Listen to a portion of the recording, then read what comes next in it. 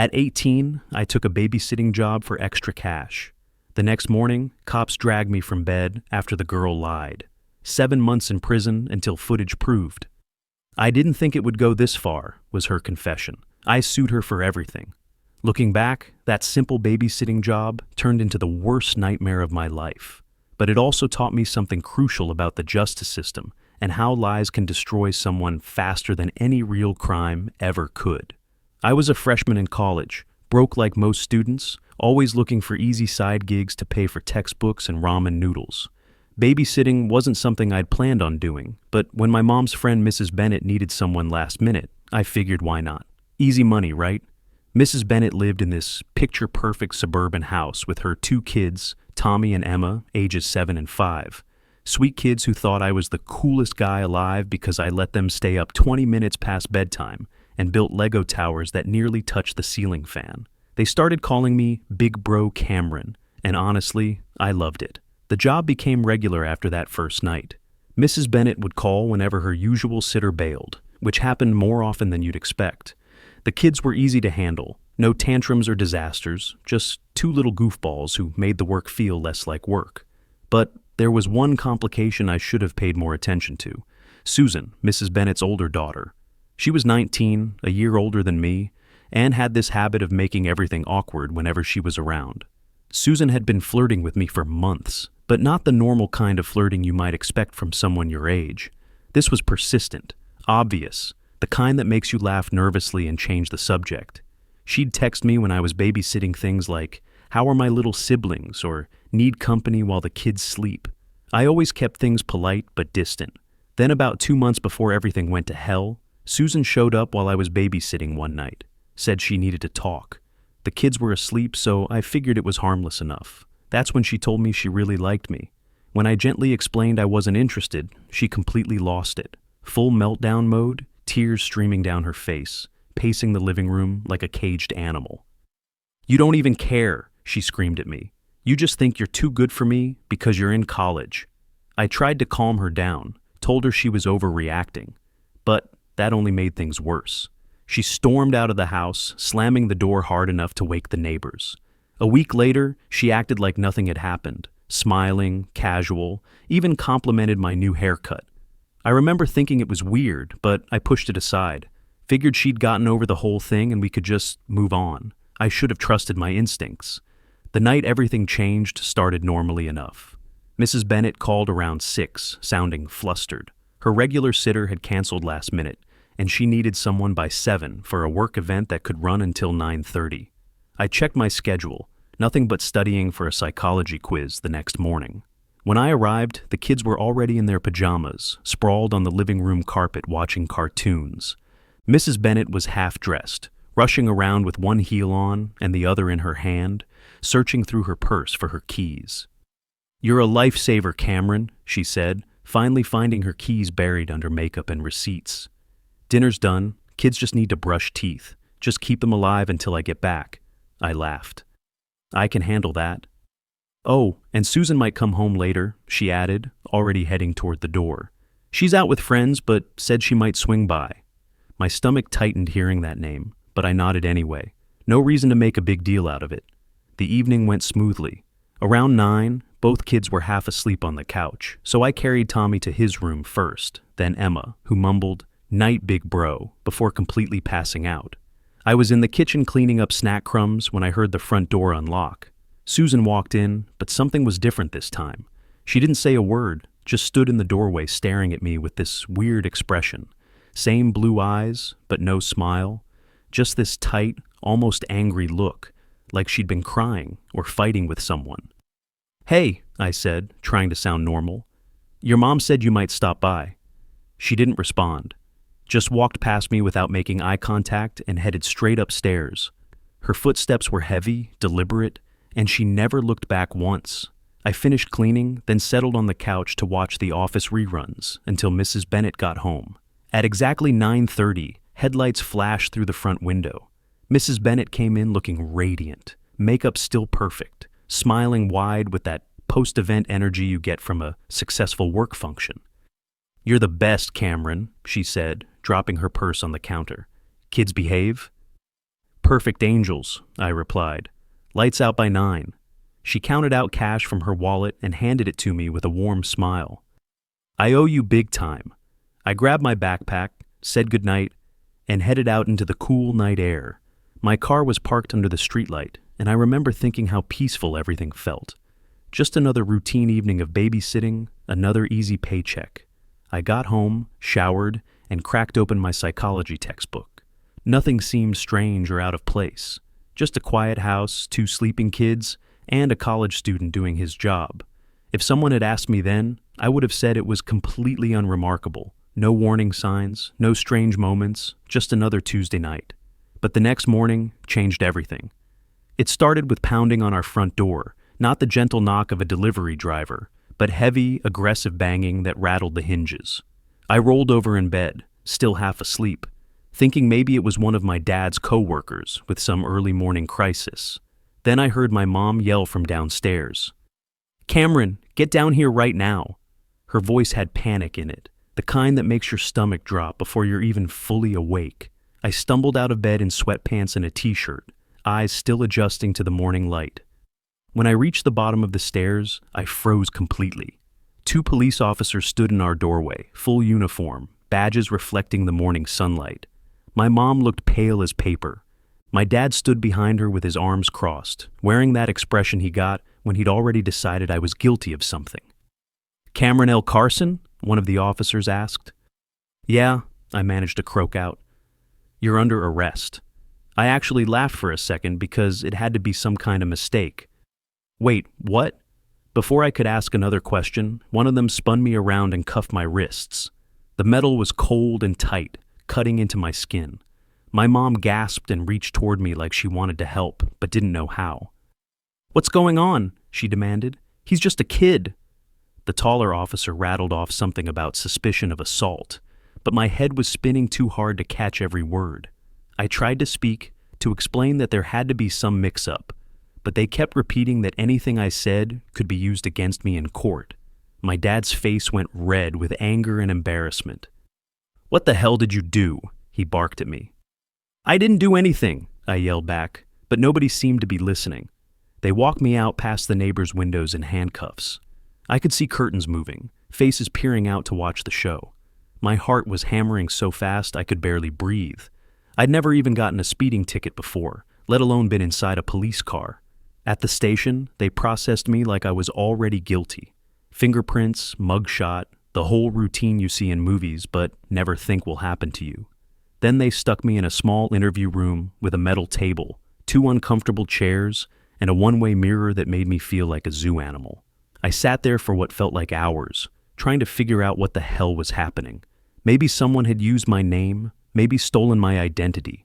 Maybe this was all some bureaucratic error that would get sorted out once they realized their mistake.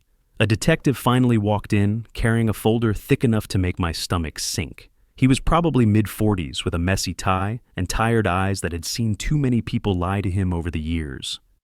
"Relax, Cameron," he said, sitting across from me with a smile that didn't reach his eyes. "We just want to hear your side of the story."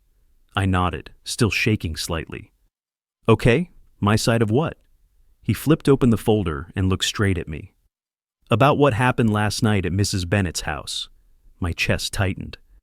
"What about last night? I was babysitting. Everything went fine." He leaned back in his chair, pretending to be casual. "You were babysitting. Kids went to bed around 9. Susan came home. Ring any bells?" "I didn't check the exact time," I said slowly. "But yeah, she came home before her mom got back, looked upset about something and went straight upstairs. That's it." He scribbled something in his notebook. "That's it?" "Yeah, I didn't even talk to her." The detective sighed like he'd heard that line 100 times before. "Susan tells a different story. She says when she came home, you cornered her in the kitchen, made her uncomfortable, said things that scared her." I blinked at him, genuinely confused. "What? That didn't happen. She walked past me and went upstairs. I stayed in the living room. She also says you physically assaulted her when she tried to get away." I laughed because it sounded absolutely insane. "That's not true. She went straight upstairs without saying a word to me." The detective nodded slowly like he was trying to understand, then slid a paper cup of water toward me. "Listen, I get it. Sometimes people make mistakes, get caught up in the moment, misread signals. If you admit to something small, say you got too close or made her uncomfortable, we can work with that. Judges appreciate honesty. That's when it clicked. He wasn't trying to find the truth. He was trying to get me to confess to something I didn't do. I didn't do anything, I said, louder this time. His voice hardened. Susan's story hasn't changed once since she reported it. Are you sure you want to stick with your version? I stared at the scratched metal table, feeling sweat run down my neck despite the air conditioning. I'm telling the truth. He leaned forward, dropping his voice like we were sharing a secret. The thing about truth, Cameron, is it doesn't always line up with what people perceive. You sure you want to keep digging this hole deeper? What evidence do you have? I snapped. She's lying. He didn't answer, just stood up, collected his notes, and left me sitting there alone with my thoughts and growing panic. When they finally released me on bail that evening, my mom was waiting in the lobby. Her face was blotchy from crying, and my dad stood next to her looking like he wanted to punch someone, preferably me. The ride home was dead silent until my dad finally exploded. What the hell is wrong with you? I didn't do anything, I said for what felt like the 100th time that day. My voice cracked, which made me sound guilty even to myself. Then why would she say you did? He shouted. Why would she lie? I don't know. My mom turned around from the passenger seat, tears streaming down her face. Cameron, just tell us the truth, she whispered. I am telling the truth. The next few weeks were a nightmare I couldn't wake up from. In a small town like ours, news travels faster than wildfire, and apparently my arrest was the most interesting thing to happen in months. By the end of the first week, everyone knew. Neighbors who used to wave at me every morning suddenly avoided eye contact. Mrs. Kessler from across the street started pulling her kids inside whenever I walked past. Even my college sent an official email suspending my enrollment pending the outcome of the investigation. That one hit the hardest. I'd worked my ass off to get into college, maintaining a 3.8 GPA while working part-time jobs to help pay for it. And just like that, I was locked out of the life I'd been building. I tried calling people I thought were friends. Most didn't answer. The few who did made it clear they couldn't be associated with me right now. My best friend Jason finally picked up after I'd called 3 times. Man, I heard what happened, he said quietly. Jason, it's not true, I said desperately. You know me. I would never do something like that. I know, he said quickly, then lowered his voice. But listen, this whole situation is getting ugly. People are talking. My parents are freaking out about me being friends with you. I think it's better if you don't call me for a while. So that's it? I asked, feeling like he'd punched me in the stomach. It's not that I don't believe you, he said, but I have to think about my reputation too. You know how people are. He hung up, and that was the end of our friendship. Years of trust gone in a 2-minute phone call. The tension at home got worse every day. My dad barely spoke to me, except to bark orders or demand that I admit what I'd done. He started drinking more, pacing the living room like he was trying to wear a hole in the floor. One night, he finally snapped. Came into my room while I was lying on my bed, staring at the ceiling and trying not to think about how my life had imploded. I just got off the phone with Mark from work, he said, his face red with anger and alcohol. He says everyone's talking about you, about our family. You've embarrassed us. I sat up, trying to stay calm. Dad, I didn't do anything. Then why would she lie? He yelled, slamming his hand against the doorframe. What does she gain from making this up? I don't know. Maybe she's angry because... You always have an excuse, he cut me off. Pack your things. You're not staying here anymore. I stared at him, waiting for my mom to say something, anything. She was standing behind him, with her hands shaking, tears in her eyes, but she didn't speak up.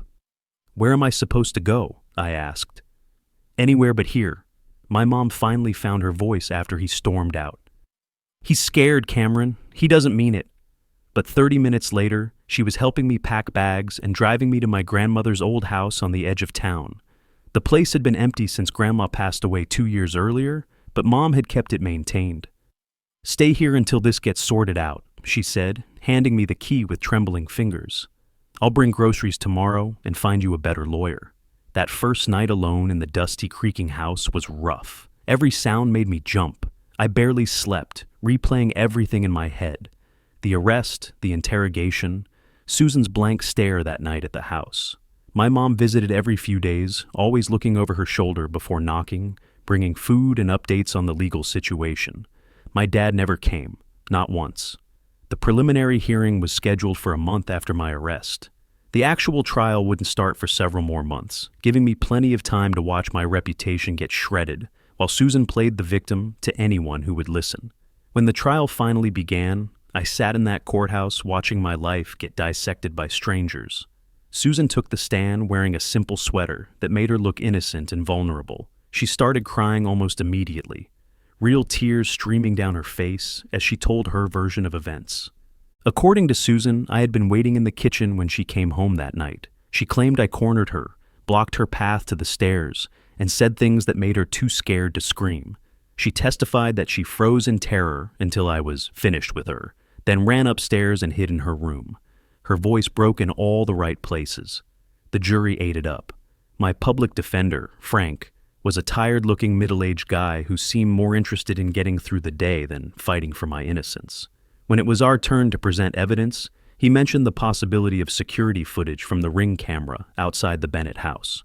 For a moment, I felt hope, finally something that could prove what really happened.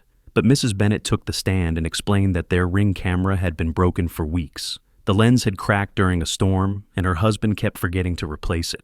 The prosecutor jumped on that detail immediately. "How convenient," he said, loud enough for the jury to hear. "The one piece of evidence that could have shown what really happened just happens to be broken." When I took the stand to tell my side, I laid out every detail I could remember. How Susan came home, looking upset, and went straight upstairs without speaking to me. How I stayed in the living room, watching TV until Mrs. Bennett returned. How everything seemed completely normal. The prosecutor tore me apart. "So you expect this jury to believe that Susan Bennett just made up this entire story?" "Yes," I said. "And why would she do that?" I hesitated, knowing how this would sound. "Because I rejected her a few months ago. She had feelings for me, and when I told her I wasn't interested, she didn't take it well." The courtroom buzzed with whispers. Susan put on a perfect shocked expression, like I'd said something disgusting. The prosecutor smirked. "So now she's lying because of unrequited love? That's your defense?" By the time closing arguments wrapped up, I knew which way this was going. The prosecutor painted me as a predator who had betrayed the trust of a family. My lawyer argued there was no physical evidence and too many inconsistencies in Susan's story. But reasonable doubt doesn't stand much chance against a crying teenage girl in a small town that's already made up its mind. The jury deliberated for exactly 1 hour. When they came back, not one of them would look at me. "Guilty." Everything went silent after that word. I couldn't move. My mom let out a quiet sob behind me. My dad stood up and walked right out of the courtroom without saying a word. The judge sentenced me to 4 years in state prison. A week later, they put me on a bus with shackled wrists and ankles. The ride to the state facility felt like it lasted forever. Every bump in the road making the chains rattle.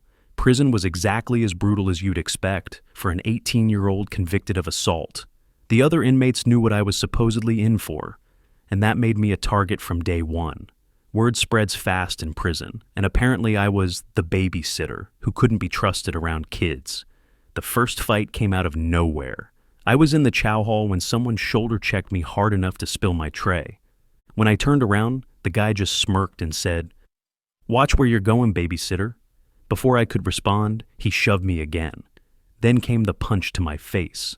My vision went white. I hit the floor, and my tray clattered across the concrete. The guards watched but didn't intervene. One of them actually smiled. That became the pattern for the first few months. Random attacks, constant threats, guards who either didn't care or actively enjoyed watching me get beaten up. Then I met Rudy. He was an older inmate, probably late 40s, with gray in his beard and a calm way of moving that didn't match the chaos around us. The first time we talked, I was trying to scrub blood out of my shirt from the latest fight. "You keep doing that, you'll just make the stain bigger," he said, without looking up from his own laundry.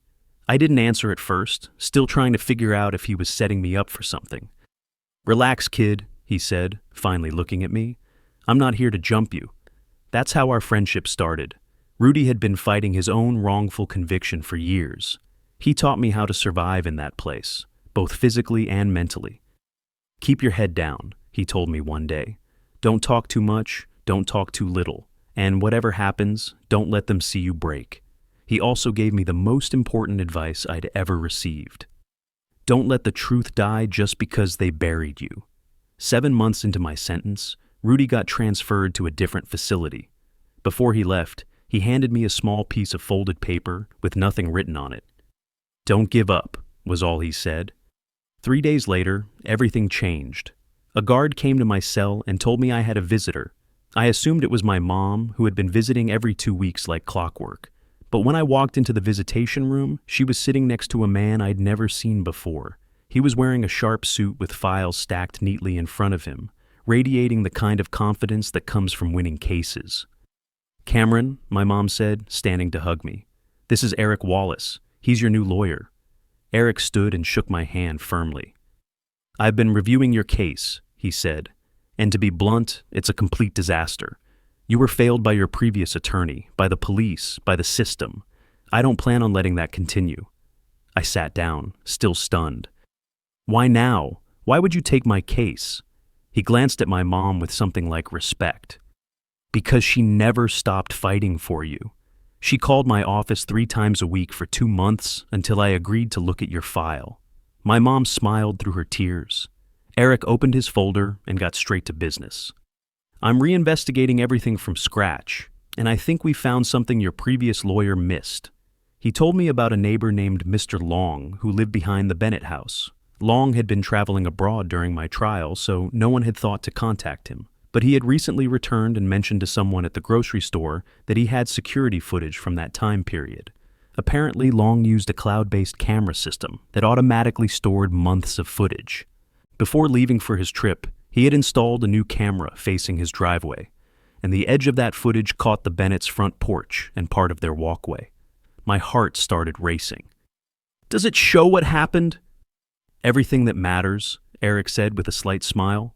A few days later, Eric returned with a laptop and played the footage for me in a small conference room.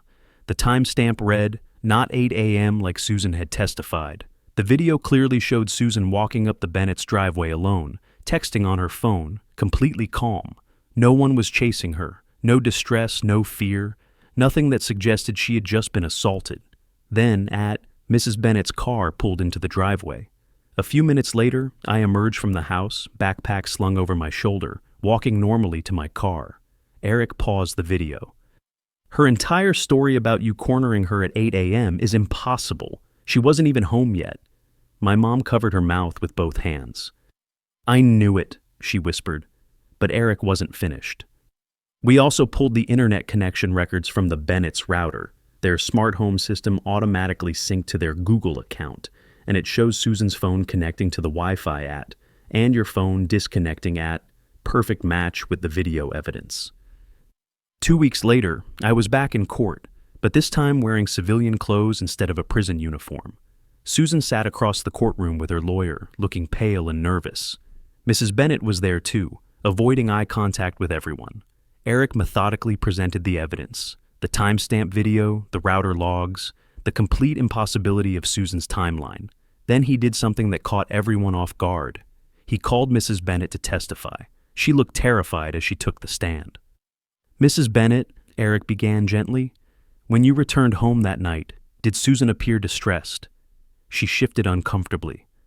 "No, she was in her room. I assumed she was asleep." "So she didn't tell you about any assault that night?" "No," she said quietly. "Not until the next morning." Eric nodded. "And when she did tell you, did anything about her behavior strike you as odd?" Mrs. Bennett hesitated, then said something that made my heart leap. She seemed more angry than scared. When Susan retook the stand, Eric calmly walked her through the timeline discrepancies. At first, she tried to maintain her story, claiming she must have mixed up the time. "Mixed up an entire hour?" Eric asked. "Or did you lie under oath?" That's when Susan finally broke down. Tears streamed down her face as she whispered, "I didn't mean for this to go so far." Eric stepped closer. "Then why did you make the report in the first place?" Her voice cracked as she answered, Because he embarrassed me. He rejected me and made me feel stupid. I just wanted him to pay attention to me. I didn't think it would go this far. The courtroom went completely silent. My mom started crying quietly. The judge looked furious. "Are you admitting that your previous testimony was false?" the judge asked. Susan nodded, still sobbing. "Yes." "Then this court hereby vacates the conviction against Cameron L. Carson. Bailiff, take Ms. Bennett into custody while the district attorney prepares perjury charges." I didn't move for several seconds. For 7 months, I had dreamed of hearing those words. When they finally came, my mind went completely blank. They removed my shackles right there in the courtroom. My mom rushed forward and hugged me so tight I could barely breathe. "You're free," she kept saying through her tears. "You're free." My dad was there too, standing near the back with his face frozen in an expression I couldn't read. He didn't say a word, just turned and walked out before anyone could stop him. Outside the courthouse, the sky looked brighter than I remembered. The air felt cleaner, more real. Freedom didn't feel like justice, though. It felt like finally being able to breathe after being held underwater for months. But being free didn't mean it was over. Eric and I immediately filed a civil lawsuit against Susan for defamation, false imprisonment, and intentional infliction of emotional distress. A few months into the civil case, Eric called with an update. "They want to settle," he said. "Settle?" I asked. "Susan's family is offering a payout in exchange for you signing a non-disclosure agreement. They want this to go away quietly." I didn't even let him finish. "No." "Cameron?" "No," I cut him off. "They dragged my name through the dirt for months. I'm not hiding the truth just so she can save face." Eric chuckled. "I was hoping you'd say that." When the civil case finally went to trial almost a year later, the tables were completely turned. This time, Susan was the one sitting there looking scared, while I told my story to a jury that actually listened. The evidence was overwhelming. The security footage, the router logs, her confession in criminal court, the timeline and possibilities. It was all there in black and white. When the verdict came in, I won everything. Compensatory damages for lost income and educational opportunities, punitive damages for the malicious nature of her lies, and attorney's fees. The total came to $847,000.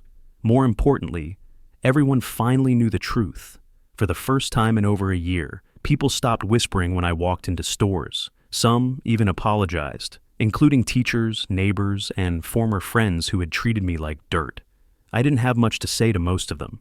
You can't apologize away 7 months in prison. My dad never showed up to the civil trial.